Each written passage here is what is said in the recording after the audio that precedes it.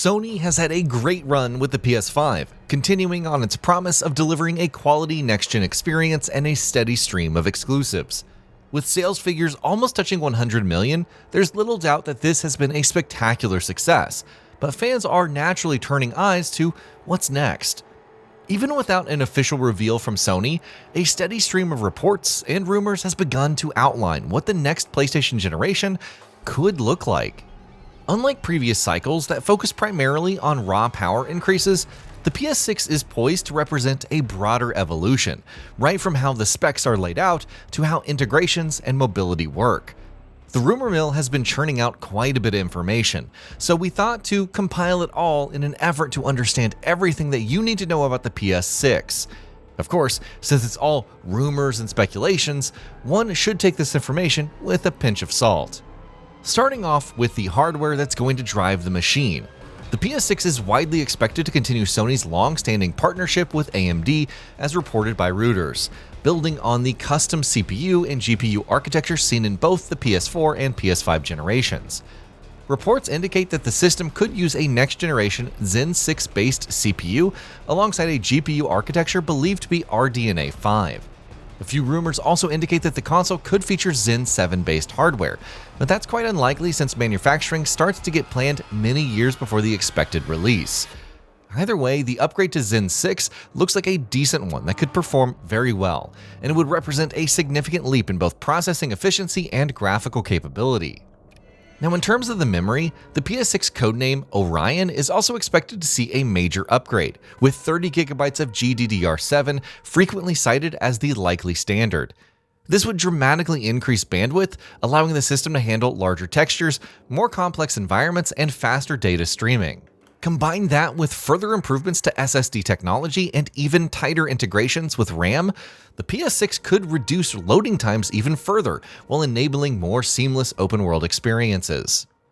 In terms of physical design, early speculation suggests Sony may move away from a single standardized console in terms of performance. Instead, the company could adopt a multi-tier approach, offering different models with varying performance levels or price points. A detachable disk drive is also said to be in the cards as per Insider Gaming. We know that Orion is most likely the base model, but there's also Helix, which is reported to be 25% faster than that base model. This is definitely a new way of rolling out systems for Sony, since it isn't used to offering multiple entry points into the same ecosystem at launch. The Japanese gaming giant might be taking a page from Microsoft's book right now, but a lot of it is unknown at the moment. One of the most exciting aspects of current PS6 rumors is the potential return of a dedicated PlayStation handheld, which has been indicated by multiple reputable sources such as Insider Gaming. Following the mixed legacy of the PlayStation Vita and the more recent streaming-focused PlayStation Portal, Sony seems to be exploring a more powerful and fully featured portable device for the next generation. Unlike the Portal, which relies on streaming from a PS5, this rumored handheld could run games natively using an AMD-based APU.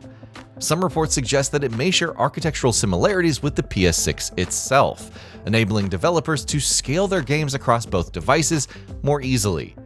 This would mark a significant shift towards a unified ecosystem, where players can seamlessly transition between console and handheld experiences. Performance expectations for this device are also notably higher than those of previous handhelds. While it may not obviously match the full capabilities of the PS6, it could still deliver visuals comparable to lower-end PS5 settings, particularly when paired with AI upscaling technologies. Features such as haptic feedback, adaptive triggers, and potentially even OLED displays are also rumored, indicating that Sony is aiming to maintain a good level of feature similarity across its hardware lineup. If accurate, this handheld strategy would position Sony to compete more directly with devices like the Steam Deck and other portable gaming systems, while also strengthening the overall PlayStation ecosystem. In terms of the specs, this handheld, internally dubbed as Canis, will feature a paired-back Zen 6 CPU and RDNA 5 graphics alongside 24GB of LPDDR5X RAM as per a report from Insider Gaming. Now, perhaps the most important technological shift expected with the PS6 is the expanded role of AI in rendering and performance optimization. Sony has already introduced its PlayStation Spectral Super Resolution (PSSR) technology into the PS5 Pro, and future iterations are expected to take this concept much further.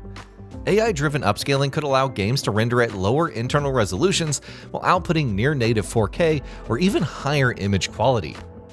AMD's RDNA 5 is expected to include significant advancements in dedicated ray tracing hardware, thanks to special Radiance cores, which can deliver exponentially better ray tracing performance as compared to current gen. While the console may use a custom AMD graphics approach rather than a full desktop RDNA 5 feature set as per comments from Kepler L2, this dedicated hardware is central to improving visual fidelity by enabling more realistic reflections, shadows, and global illumination. All of these features wouldn't mean much if the games we are playing on the system didn't benefit from it. So with the kind of hardware and features being rumored, the PS6 generation is set to push games in several key directions. First and foremost is obviously scale. So open world games could become even larger and more detailed, with fewer technical limitations restricting how environments are designed. Improved CPU performance would allow for more complex simulations, from dynamic weather systems to detailed NPC routines and much more. Visual fidelity will also see a significant boost, particularly in areas like lighting and materials. Advanced ray tracing capabilities could enable more realistic reflections, shadows, and global illumination, bringing games closer to photorealism. Combined with AI upscaling, this would allow developers to achieve high-end visuals without sacrificing performance. Backward compatibility is another key expectation, and there's a lot of good news in this department. Sony has emphasized the importance of preserving existing libraries, and the PS6 will likely support both PS4 and PS5 games, as stated by Insider Gaming. Now, of course, it's not really that big of a deal since the underlying hardware architecture is quite identical across these generations, but it's great that this allows developers to transition to more advanced next-generation experiences gradually.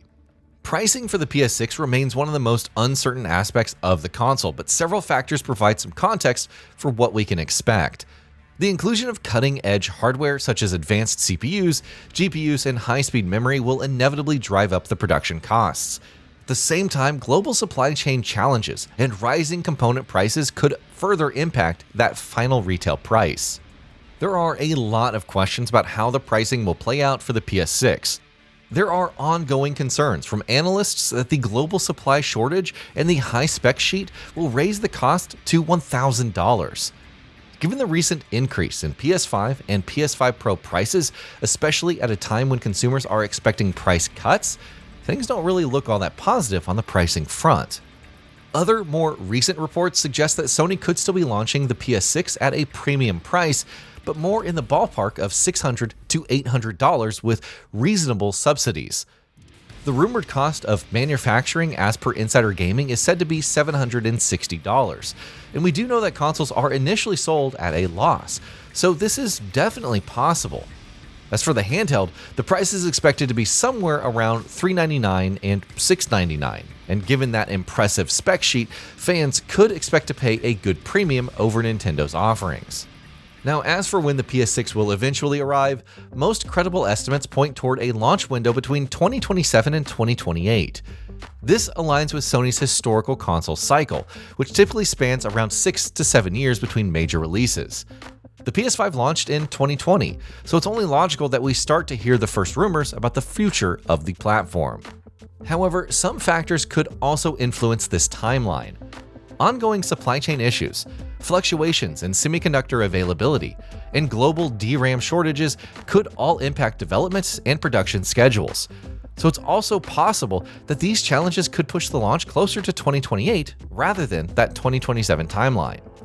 Ultimately, while the increasing complexity of modern hardware may lead to longer development cycles and potentially greater gaps between console generations, the constant flow of rumors confirms that the PS6 is much more than a distant concept, and development is clearly underway behind the scenes. While Sony has yet to make anything official, the PS6 does look to be the next major step in the evolution of the PlayStation platform, and we are definitely excited to see how it all develops. And that'll be about it for this one. If you guys like what we're doing at GamingBolt, please consider subscribing to our channel, and I'll see you guys on the next video.